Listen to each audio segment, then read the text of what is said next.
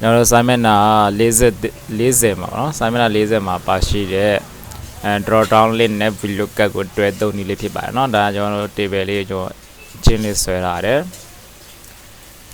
ဟုတ်ပြီတခုနားလဲကုန်နားလဲပါเนาะမိမိတို့စိတ်ကြိုက် table လေးကိုဆွဲပြီးတော့ဒီလို draw down list နဲ့ Vlookup ကိုတွဲပြီးတော့အသုံးပြုပါအဲ့တော့ကျွန်တော်ဒီ equal လေးတွေမှာကျွန်တော်ဆင်မယ်ပေါ့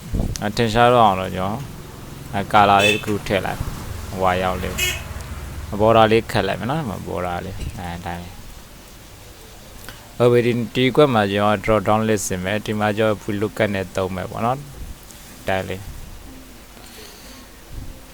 ဒါကောင်းစီလေးတွေကိုကျွန်တော် control C copy ကူမယ်ဒီမှာ control V ချမယ်ဒါလေးကိုဖြောင်းမယ်ဆို ESC လေးနေလိုက်နော်အတိုင်းလေးပေါ့ဒီကွက်ပါ okay ဒီကွက်မှာကျွန်တော် cursor ချထားမယ်နော် drop down list ဆင်မယ်ကျွန်တော် data ထဲဝင်မယ် data validation ကိုသွားမှာပါနော် data validation ပေါ်လေးထွက်လာရင်ကျွန်တော် set any value မှာကျွန်တော် list ထားမယ်နော် list source ဆိုတဲ့နေရာမှာကျွန်တော်ဒီစီးရင်းတွေပေါ့ကိုဆွဲမဲ့ဟာတွေကိုဒါတွေအကုန်လုံး select ပေးလိုက်နော် source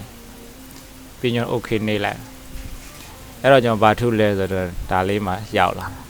Microsoft Word နော်Excel ပေါ့နော် Photoshop နော်ဒါလေးကိုလည်း share ပေးလိုက်ကော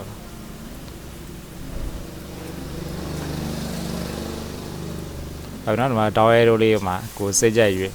အဲ့တော့ကျွန်တော်ဥမာထားပါတော့ကျွန်တော် PowerPoint ကိုယူလိုက် PowerPoint ယူလိုက်သူ့ရဲ့ဈေးနှုန်းဒီမှာကျလာ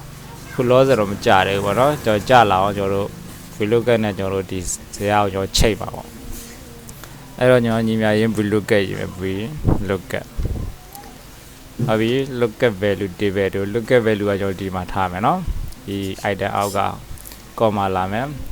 table လေးမှာစာလေးမဲသွားပြီနော် table တစ်ခုလုံးကိုကျွန်တော်သွားမယ် comma column တဲ့ number ကတော့ item 1 price က2ဖြစ်တဲ့အတွက်ကြောင့်ကျွန်တော်လိုချင်တာ price မှာထည့်တာ number 2ပဲထည့်ရနော်ပြီးထုံးစံအတိုင်းပဲ0ကွင်းပြန်ပေး enter count ဟောPowerPoint ဆို PowerPoint ရဲ့ဈေးနှုန်း6000ထွက်တယ်နော်အဲ့တော့ Photoshop ကျွန်တော်ရွေးလိုက်မယ်8000ပေါ့Photoshop ရွေးလိုက်မယ်ဟော8000Excel 6000 Microsoft Word 6000မယ်နော်Big Maker 8000ဒီတိုင်းလေးပေါ့နော်ဒါကျွန်တော်စာမျက်နှာ40မှာပါရှိတဲ့ drop down list နဲ့ Vlookup ဆင်နေလေးဖြစ်ပါတယ်ဟုတ်ပြီနော်ဒါအားလုံးတချို့ဇာတ်တွေကြီးမားမားဇာတ်တွေလည်းလိုပဲဆင်ပါကျွန်တော်ကတော့ပုံစံနမူနာပြတော့တဲ့ကြောင့်အသေးလေးပဲကျွန်တော်ရွေးပြီးပြပါเนาะအဓိကကတော့ drop down list ဆင်တတ်မယ် Vlookup ထည့်တတ်မယ်เนาะ